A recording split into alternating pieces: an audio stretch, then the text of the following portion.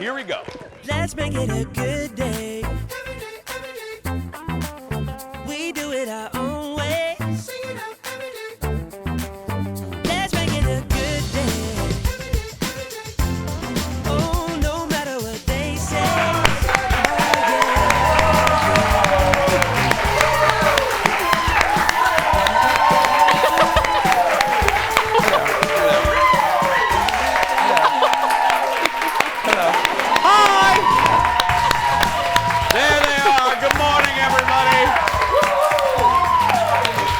Good morning, Woodbury. Good morning, Coon Rapids. Good morning, Tacoma, Washington. Good morning to you. Welcome to the Jason Show. I'm Jace. Have a seat. Please say hello to my sidekick sister from another Mister and Kmart's Employee of the Month, Kendall Mark, everyone. Hi. Hello. Good morning, Kendall. Good morning, Jason. How are you today? I feel great. How are you? I'm well. Uh-huh. Very well today. Yep. Yep. Very well today. So yesterday, Oh, here it goes. Yep. So Okay. we have been doing, well, we stopped during the pandemic because we weren't, no one was touching each other. So, but we had been doing the hugging when we come out for a good 2 seasons. And then yesterday, at the end of the show, thank you, Aaron knows what I'm going to say. At the very end of the show, and the second to last segment, Kendall informed us all that she does not like human contact of any kind. So she doesn't like little handshakes. She doesn't. And look, a lot of people don't anymore. Jeff Orchid, our executive producer, Sucker. he hasn't been within 2 feet of a human since 2017. So yeah, I mean, and good for him. Yep. So Kendall informed us of this, and I thought to myself, we've been hugging for 5 years, and you never told me. So that's it. No more hugging. No more hugging. Okay. Let me just set the record. Jeff claps at the no hugging. That's right. 2017, people. 2017. Let me just set the record straight here. Okay. Yeah, no, I don't like touching. I'm not No. a physical person. You see me and people are like, you're a hugger. And I'm like, oh, we're doing it. Okay, we're touching each other. Yeah. But I love our hug in the morning. It's nice and stiff and wonderful. Nice and stiff and wonderful. The name of my autobiography. That's right.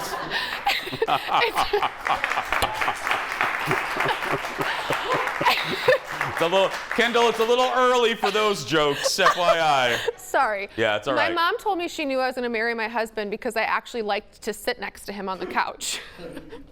Wow, that's the barometer? That's the fact that you allowed Jordan to sit next to you on the couch? Like would hold hands sometimes. Yeah, she was like, you must really like him. Sometimes. Audience, did you get? Sometimes. The poor man. Well, I know. You know, what's funny is, so that's, your mom recognized that. What's funny about my upbringing is my dad's family, nobody said I love you, nobody touched each other, nobody looked at each other. You know, I mean, it was just a different generation, but my papa and grandma, you know, Betty and Earl, Yep. There was nothing. There was a hello, hello, hello. And then my mom comes into the picture, the Dar comes in, all of that changed because my mom was raised very differently. Right. We are a very lovey family, and I know you hate that term, but we are just a very like, my mom hugs me and we're very effusive and I'm grateful. I always say I'm grateful that I was raised primarily by my mom because I have my mom's sensibilities. But oh yeah, so all of that changed when Dar entered the picture. And I think that's the way it is with me and Colin's family. Oh, you're like the... I'm the Dar, you know, because I don't think they were very, you know. Right. Like Mama Haas, they don't hug a lot. That sounds bad. But anyway. Not huggers. I mean, Mama Haas hugs a Bud Light, but that's, you know. Firm grip. But I come into the picture. Yeah. Because I'm the son of Dar, like Game of Thrones. I'm the son of Dar, the house. Anyway, and everything changes. So My sisters and my mom are really into that, and my dad and I are just lukewarm. I get it. I'll take lukewarm Kendall any day. Thank you. Let's get started, everybody. It's time for the hot dish. Roll it, everybody. First up. Netflix dropped the trailer for the new Pinocchio movie. Now, not the one with Tom Hanks. This is the one directed by Guillermo del Toro. He's the guy behind that movie, The Shape of Water. Okay, let's look and judge this for ourselves. Look. I want to tell you a story. It's a story you may think you know, but you don't. A story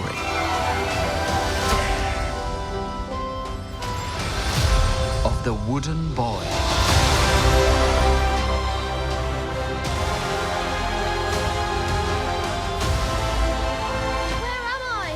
I feel as though you've been here before. The wooden boy with the borrowed soul. Be his son. Fill his days with light. We shall call you Pinocchio.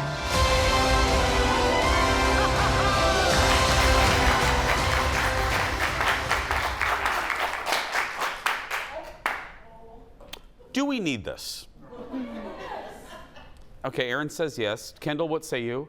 I don't like creepy Play-Doh looking movies. Okay. I don't know what else you call those. They look like little Play-Doh people that you move to different scenes. It's weird. She's delightful, isn't she, folks?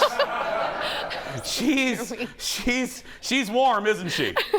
No, the movie's been in the works since 2008, but faced some long delays before Netflix got a hold of it. The stop motion or squishy clay that the stop motion film hit select theaters in November, and then Netflix in December.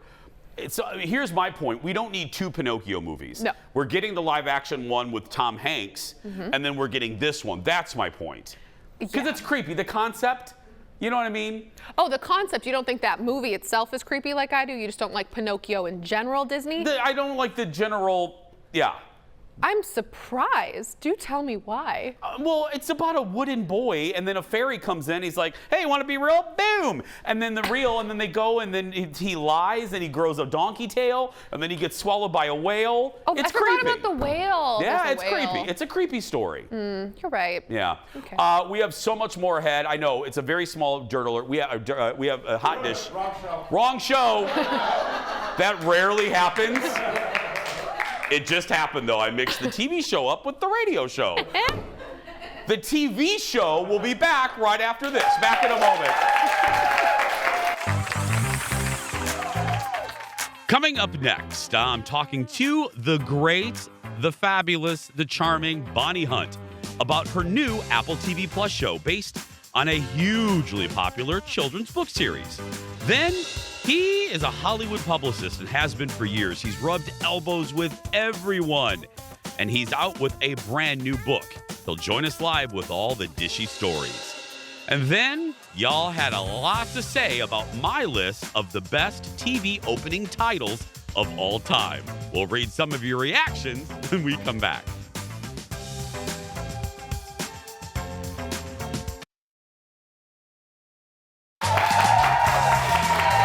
Welcome back to the old program.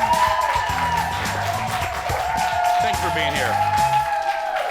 Well, you know, our first guest this morning from her countless roles in movies like Jerry Maguire and Jumanji, and she starred in her own TV show and hosted a daytime talk show that I'm not kidding. One of my favorite daytime shows ever. We'll talk about it, but it was in the form of like Merv Griffin and Rosie O'Donnell. It was so good. Why isn't it on? Anyway, now Bonnie Hunt is bringing, I called her Bunny. And I love her. I freaking just called her Bunny. I'm excited. Bonnie Hunt is bringing a beloved children's book series to TV. Look at the preview. Everything in my life is changing. Let's see. 1, my best friend Justin is moving to Alabama, leaving me to start middle school alone. 2, I didn't get an inch taller over the summer, like not even a centimeter. But my hair did get a little bigger, so I guess that makes me look taller. So good. That's Amber Brown. Created by the one and only Bonnie Hunt, or as I just called her, Bunny Hunt. Premiering Bunny. tomorrow on Apple Yes. TV+. Give it up for Bonnie Hunt, everyone. Thank you. Wow. Accolades. Oh, Bonnie, I was talking to the executive producer, and I said, I know this is such a typical question that you get asked in these type of things 100 times, but I'm genuinely curious. Yeah, they're real. It's just a new bra. Oh, that's not the question. I'm sorry.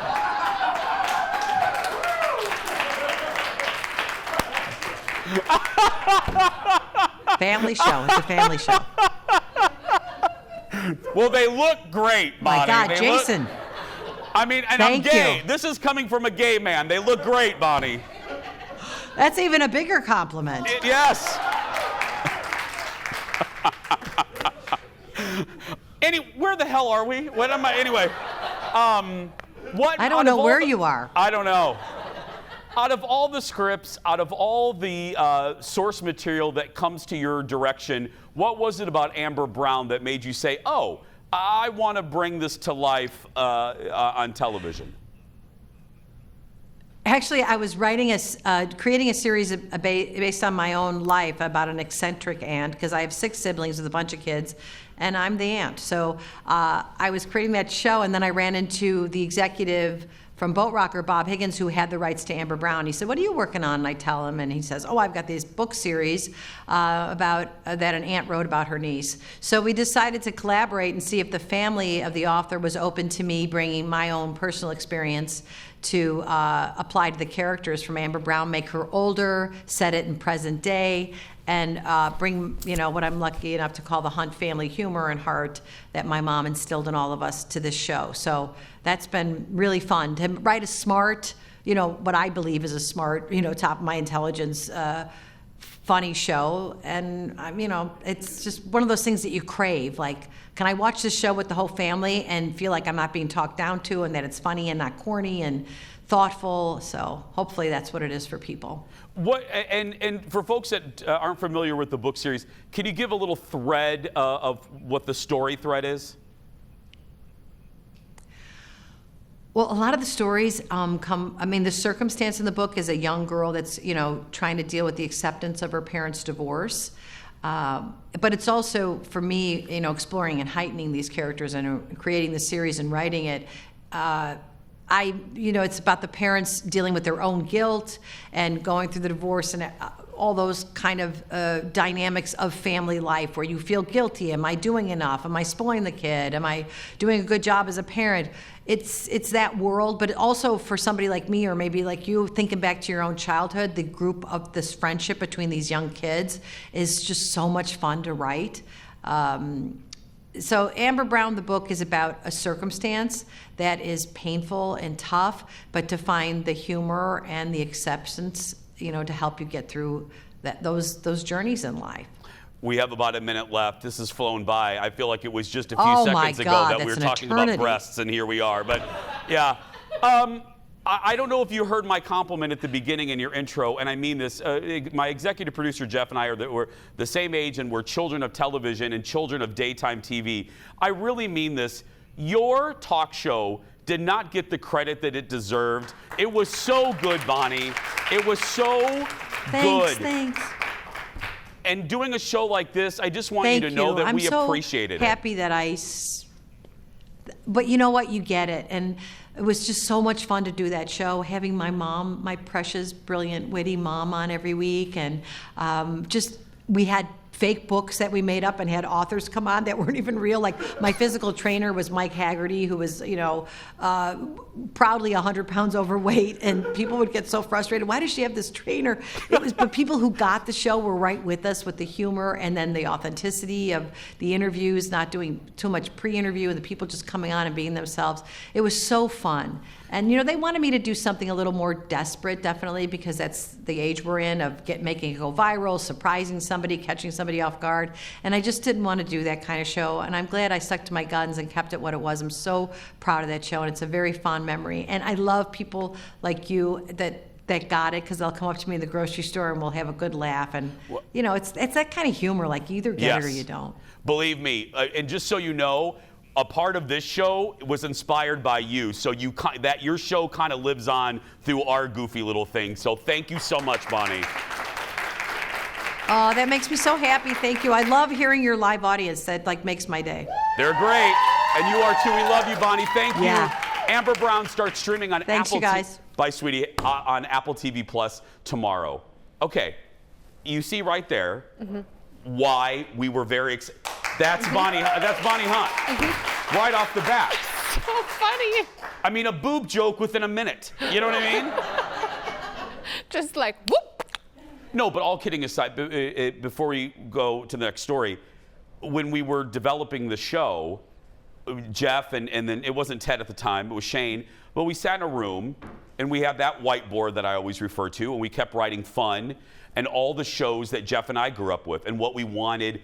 It was like, like a witch's brew. Okay, let's add a little bit of this. Let's add a little bit of this. We wanted a little Fallon with games. We wanted a little, not so much Oprah anymore. We tried to be lifestyle and it just didn't work. But a little bit of Johnny, and we're going to be a little more Johnny come the fall. You'll see why. The little tease there for the new season. A little Letterman because I'm a smart aleck, And then You Bonnie. are really? Kendall, you're already in the doghouse, so I don't know if I would be. No. Anyway, I love you. A little Rosie O'Donnell, a little Merv Griffin, and Bonnie Hunt, and I love her. Go watch that show. It's really good. And more dish for you now. Jimmy Fallon, speaking of Fallon, played his hashtag game last night. His team puts out a hashtag, and then viewers respond with their funniest hashtags. This one, hashtag why I'm single, is what we're going to show you. It's our late night rewind. Look.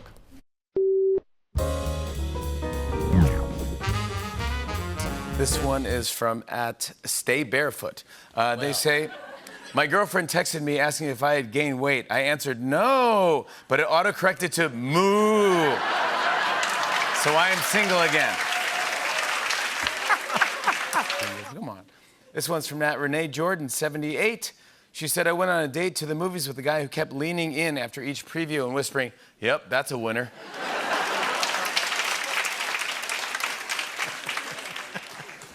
That's not her. That's not her. That's why he's single, yeah. That's not why you're single. This one's from @VAshok Ananth. He says, I play hide and seek with my cats at night. Yeah, done deal. Yeah, why not, man? This one's from @WhiteDaisies07. She says, I am single because I pronounce it supposedly. Supposedly. Supposedly. Yeah. Yep. This one's from @Sabina E. Garcia. She says, books are generally better. They are. Kendall endorses that. Well, our hot dish continues now with our Insider to the Stars. Please welcome from the land of stars, from the Hollywood Raw podcast, the uber popular Dax Holt. Hello, Jason. Good morning. Whoa. Good morning, audience. Jeez, you got some energy up in there. I know. And Dax, you're looking great. The last time we saw you, and I'm going to just put this mildly, you look like you were drugged by some cats. You were hungover. You weren't feeling well. But today, my friend, you are as good looking as a speckled pup. Look at you. Always there to humble me, aren't you, Jason? By the way, I love Bonnie Hunt. Right? Love her. She is the greatest. She gave me some amazing career advice years and years ago. When TMZ was just everywhere, and I was on TV every night. And she pulled me backstage at the Bonnie Hunt show, by the way. I went up to her dressing room with one of the executive producers, and she was like, you're really funny on the show, but sometimes you're a little mean-spirited with some of your comments on the show towards celebrities. She goes, if you can make them funny instead of mean, it'll go a long way. And that stuck in my head, and from that day forward, I changed the pitching to be not mean-spirited, just fun. And it gave me a much better personality on the show. And so I thank her for a lot of the career advice she gave me. Oh, that's good. Dax, that's really good, actually. And that's a small pivot. It just turned, I love that. Oh, that's going to stick with me, too. You chatted with Kato Kalin this week. How was that? Yeah, it was awesome. I did not know what to expect with Kato. I mean, the guy was probably one of the most famous names in the world back in the 90s. And, you know, he's had a reality TV career. He's done a lot of things, but we had him on the podcast and he was awesome. Really just fun, energetic, all over the place. But, you know, we had to get into OJ, of course. That's why we know Kato's name in the first place. Come to find out, the guy still has the key to the guest house at Rockingham. He does? And he still has it in his possession. I said, okay, number one, where is it? He goes, well, I have it in a safety deposit box. I said, is it titled like O.J. Simpson guest house key? Like, what is it? What is it? He goes, it's actually titled The Key. And he said he is going to probably be auctioning it off because he's like, I don't need this anymore. He got it appraised, and they're saying that the starting bid should be about $20,000. And I think someone would actually pay that. Oh, yeah. I mean, are you kidding me? People buy burps in jars from stars. I mean, they're gonna, you know what I mean? It's true, and this one is like infamous history, and people like that kind of stuff, you know? So I could see that, you know, in someone's private collection or on the walls of like a Planet Hollywood or something random like that. We did talk to him a lot because, you know, he knew all the Kardashians back in the day, obviously because of Robert Kardashian, his connection with OJ. And so he said, you know, he remembers Kim and Courtney running in and jumping on his bed when they were little to like wake him up. And, you know, we said, have you ran into any of the Kardashians or Jenners since then? He goes, you know, I actually had a really awkward run-in with one of them a couple years ago, and then he went in to tell us who it was, and you're gonna have to listen to the podcast to find out who the awkward run-in was with. You know, I can't tell you here, Jason. I know. Ladies and gentlemen, that's why it's good. That's why Dax is a broadcasting professional. It's called a tease. I gotta have some people listen to the podcast. I mean, come on. You can't give away the milk if you got the cow or whatever the hell that phrase is. Anyway, thank you, buddy. Have a good week. Thank you, Jason. Why give away the cow? when you get the milk for free? Anyway.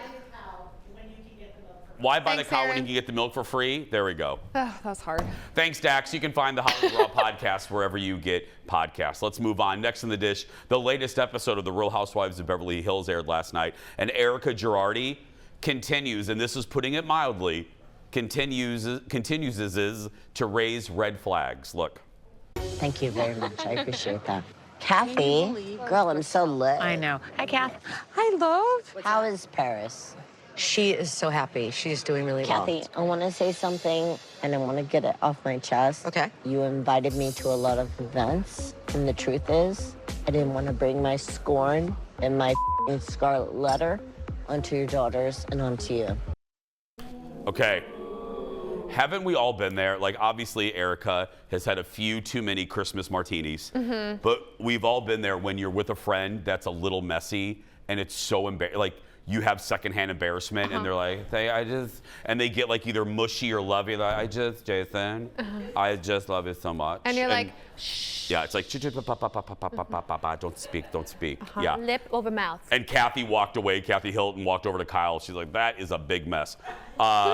It's worrying, though, because we've never seen Erica like this. And look, she's had a rough couple years, so she deserves to let loose. But it's worrying because she's mixing depression medication with vodka. And it's not fun to watch unspool on TV. It seems very sad. It is. It's time to meet not one, not two, but 3 JVIPs of the week. First up, Ryan Nelson. Hi, Ryan. Ryan says our sense of humor and positivity helps start the morning out great. Next is Brenda Morrison. Hi, Brenda. She says our show is the only daytime talk show she watches because I get right to the point. Well, I try to. And I'm honest about my feelings. Brenda says it's so much fun to watch and looks forward to more shows and more visits. And finally, Jean. Hi, Jean. Jean Jameson. Jean says she appreciates our honesty, charm, and sense of humor. We always brighten her mornings. All 3 get a Jason Show mug. They're also entered to win the monthly grand prize. That includes coming to the show to watch, or coming to the studio to watch, a $150 accessories gift card to Becker Furniture World, and a $200 gift card from Woodhouse Spa. Thank you. I love the oohing on the prizes. Our next grand prize winner will join us actually in studio tomorrow. My dear friends, when we come back, a Hollywood publicist spills the deets. Next, back in a moment, everyone. Spills the tea.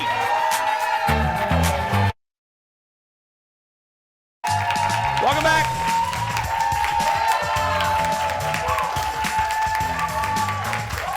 Welcome back, everybody. Welcome back. For 40 years, our next guest has rubbed elbows with some of Hollywood's most famous celebrities, and now he's spilling all the tea in a brand new book. Please welcome to the show the author of Flirting with Fame, Dan Harari. Hi, Dan. Hey, Jason. How are you, man? Okay. I always like to acknowledge and appreciate a great interview background. You have, my friend, that is a background right there. Are those some of your celeb encounters, my friend? You mean on my walls behind me? Yes. Oh, yeah. Well, most of those photos are in the book, Jason, as well. Well, okay, let me go through for people so you've been a publicist for 40 years. You came to Hollywood in what, 1980, Dan? I came to Hollywood in 1980. I was 24 years old. I had no car, no connections, no money. I had a friend who let me sleep on her couch for 1 year on Venice Beach. Well, and it took me a few years to stumble and bumble into Hollywood, but I got a job early on at the American Film Institute, which was a great place to work at that time. And that's how you got into, because I always wonder, how people become a publicist, how that road to that particular job. Well, that's a great question. I'm still wondering that myself, Jason. I came here to be a comedy writer. I was always funny in high school. I was the class clown. So I used to write spec TV scripts when I was in my 20s. And I came to Hollywood with scripts, and I tried for years and years to be a TV comedy writer. It just didn't work out. I didn't have the luck. I had the talent, connections, and the persistence. I didn't have the luck. So I worked at the American Film Institute for a few years as a secretary. And then I saw an ad, believe it or not, Jason, at the Playboy channel for a publicist. Now, I knew about publicity because I had worked briefly at Columbia Pictures in Manhattan after college. So I knew about PR basically, and I'm working with Hugh Hefner at the Playboy Mansion for 2.5 years, and that was really quite cool. Well, that's how I stumbled here. There's an entry-level position, let me tell you. Yeah. Now, obviously, I want people to buy the book. Again, it's right. You can see it behind Dan. It's called Flirting with Fame. It's right there on your screen. All the stories are in there, but I want to talk about a few encounters. Let's start with the boss at a very early age. Is it true you met him when he was 15, or when did you meet him? When I was 15. You were 15. Yeah. He's 7 years older than me. I'm from Asbury Park, New Jersey, the Jersey Shore. That's where I grew up. That's where Bruce Springsteen and his band gelled, and that's where they used to play, Jason, at bars and pubs for years and years. So when I was in high school, I had long hair. I played the drums. You can probably see my drums behind me now. And I worked at a concert hall called the Sunshine Inn, and Bruce Springsteen was the house band at the Sunshine Inn. So from 1973 is when I knew Bruce. I worked with him in 1973. He was not famous. It's 2 years before Born to Run. And he was a nice guy. He used to sleep on the beach. He didn't have a car. And if you know who Clarence Clemens was, the sax, Clarence Clemens asked me and my best friend, this is a true story, if we wanted to go on the road with them and be their road crew. And I said, Clarence, we're 16, we don't drive, and our fathers want us to go to college. Oh, no! Yeah, true story. I swear to God, that's a true story. Did you know, Dan, let me ask you, because I was in Hawaii about a year ago, and I'm sitting there at the Royal Hawaiian Bar, and I was talking to a bartender who had been there for 40 years and had watched Bruno Mars perform at that bar every weekend, and she said she knew, even watching him in that setting, you know, at a resort bar, that she knew there was something there by the way the audience reacted. I mention this because did you get that sense with Bruce? Well, it's very funny. No, actually not at all. My best friend and I, we worked at this place together. We were into The Who and Led Zeppelin and Cream and 10 Years After and all these heavy metal rock bands in the early 70s. Bruce was singing about madmen, bummers, drummers, and Indians in the summer, and from Blinded by the Light. We had no idea what he was talking about. So I was not a fan of Bruce's music until many, many, many years later. I didn't see it coming, but I have a friend named Eric who now lives in San Diego, and he loved Bruce from day one. Bruce used to eat at his house with his parents. And Eric said, Danny, someday Bruce is going to be the Beatles. And I said, no way, man, no way. And Eric, my friend Eric, called it. He knew. I love that. Because usually, like I said, usually you hear these stories and it ends the way mine did, of the bartender going, oh, I knew he was going to be something. I love that you weren't even a fan. That's hysterical. Okay, luckily we have Dan for another segment because I have so many more questions, including, yeah, he encountered or knows one of my lifelong crushes. I'm going to ask him about Victoria Principal and more when we come back. Back in a moment, everybody. Stay with us.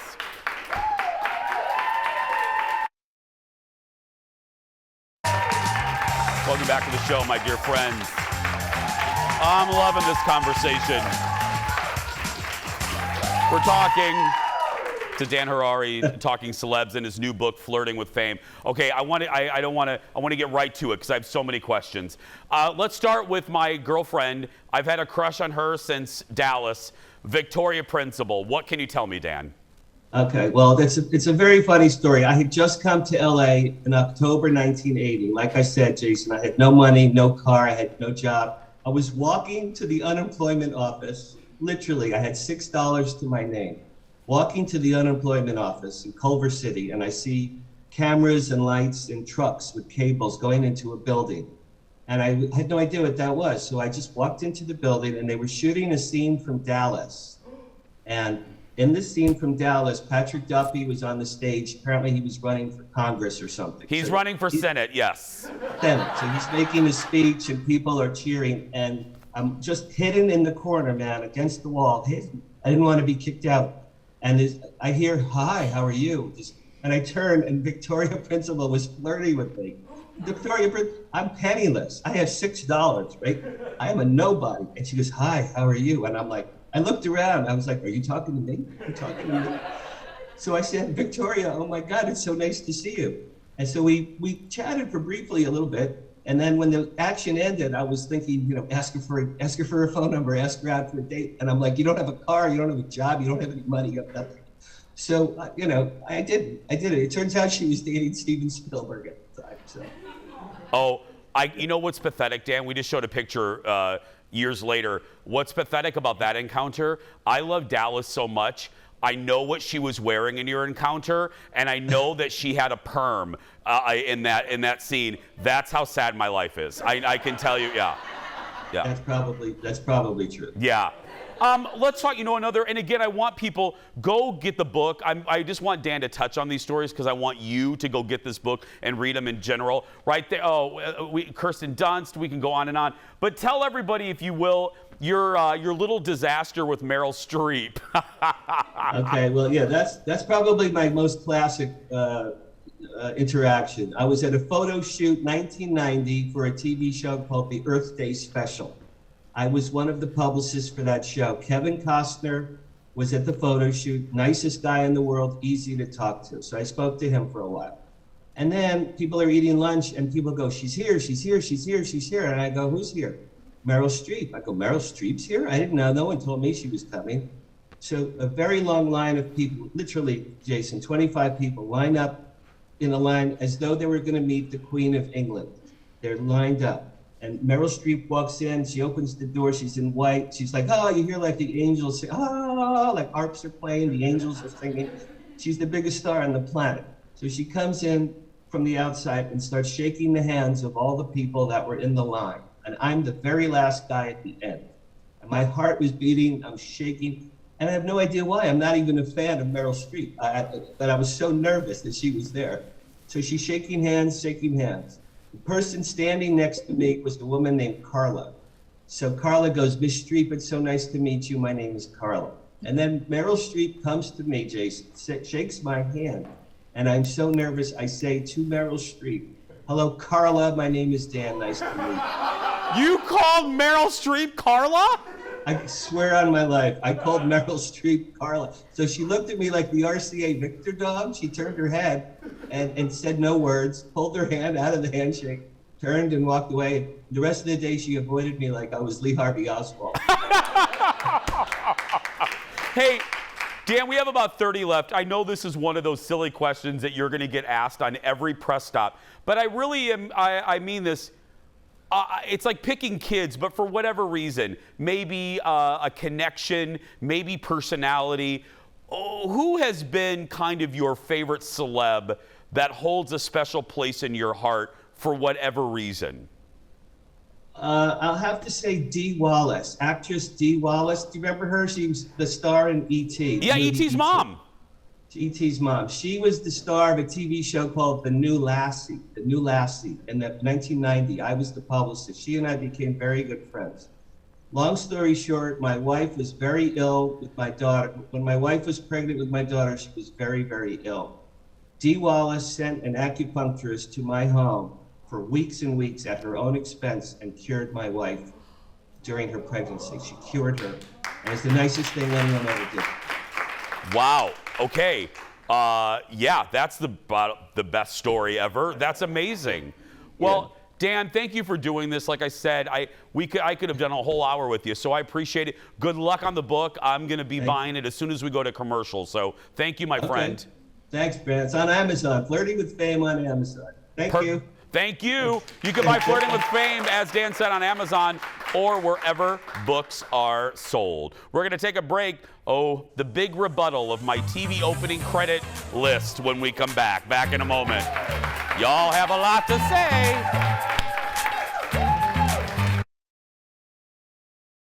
Let's make it a good day. We do it our own way. Let's make it a good day.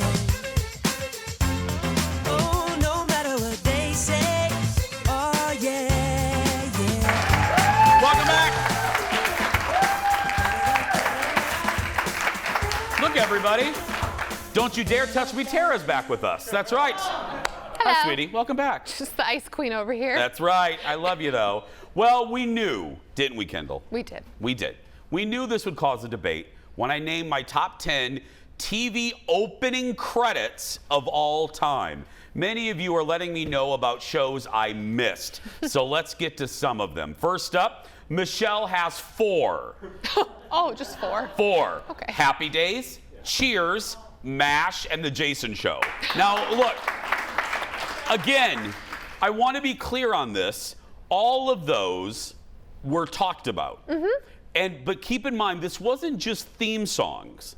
This was opening title sequences. So it's not just the theme, it's how iconic the images are. You know, like All in the Family I could have put on there. Because Archie and Edith sitting at the piano, that's iconic. You know, that probably should have been in there. Up next, Lori. Hi, Lori.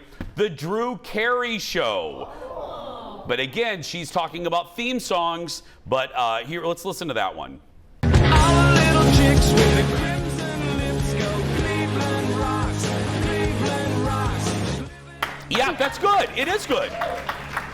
Okay, tepid applause for that one. Okay, we'll take that. That's good. Do you like that one? It's memorable, but I don't think it's top 10. No, it's absolutely not top 10. No. Yeah, don't be, no, don't be silly. No, To that's be not clear. top 10. To be crystal Carrington clear, that it's not top 10. Karen, hi Karen, she has a few shows too. Andy Griffith, the aforementioned All in the Family, and Happy Days. You know, I gotta tell you, Happy Days was another one that Jeff and I talked about. It almost made the list. It should have made the list, actually. Happy Days. That's beautiful. Thank you. You're welcome. Thank you. Carla. Carla's up next. Green Acres, top 10 for sure. Okay, you know, Carla, I don't know top 10, but it should be there. Let's hear it. Green Acres is the place to be. Farm living is the life for me. Land spreading out so far and wide. Keep Manhattan, just give me that countryside. New York is where I'd rather stay. I get allergic smelling hay. I just adore a penthouse view. Darling, I love you, but give me Park Avenue. There we go. Okay, anyway. Finally, Greg has one. He says, best TV theme song, Miami Vice. Okay, I don't know. Okay, if you're not familiar, here it is.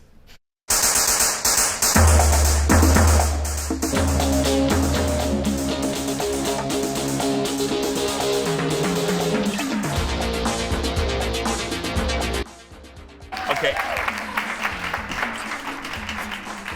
Oh, there's some breaths again. We're all about breaths today on our show. Anyway, again, I'll say it for the third time because I don't want people to misunderstand. This wasn't just a list of themes. This was the whole cabana. I don't know. I feel like that one's pretty iconic. It is too. pretty iconic. I mean, yeah. all the shots, like the flamingos and the skyline. Do you know why I didn't put it in there? Because you don't like Miami Vice? Because it went up against Dallas on TV. Well. I did. Yeah. Full circle moment. Always about Dallas. Other shows mentioned: Dexter. Yeah. I could have replaced 6 Feet Under with Dexter. Dexter's pretty iconic. Yeah. Right. Hawaii Five-0. Yes. Yeah. You know what? That is definitely top 15. Yeah, it's pretty iconic. And Greatest American Hero. Yeah. But you know what? Here's the deal, though. Here's the deal. Greatest American Hero is theme song, not opening titles. Because you can't tell me you remember, like Love Boat, everybody knows, you know, Isaac going like this. And Julie the cruise director. And the little round window that everybody appeared in. You know, Happy Days, The Record, Shamil Schlemazel, everybody knows that they did the little hopscotch thing. Who? Laverne and Shirley. Oh, sorry. Shamil Schlemazel. Oh, Shamil, though they say Shamil, Schlemazel. Oh, right. You had to say it like that. Oh, okay, yeah. I got real confused when you just said all right. Shamil Schlemazel. It's all right. Okay. I did scare you there, didn't I? I was like... You thought I was having an episode. Yeah. Maybe. We're going to take a break. The shortest segment when we come back. Back in a moment. Thanks for your comments, everybody. Shamil, Schlemazel.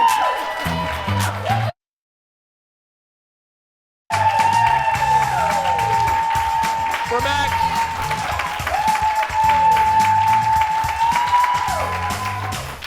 It's time for the world's shortest segment. Hi. It's your chance to test the theory that Jack would have fit on that floating door with Rose in the movie Titanic. Thank God. Check this out. It's a new pool floaty. That's right. And it looks like the door Rose was floating on.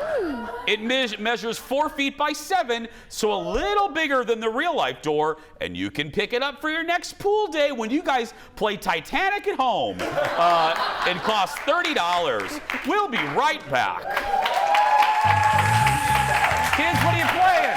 Titanic.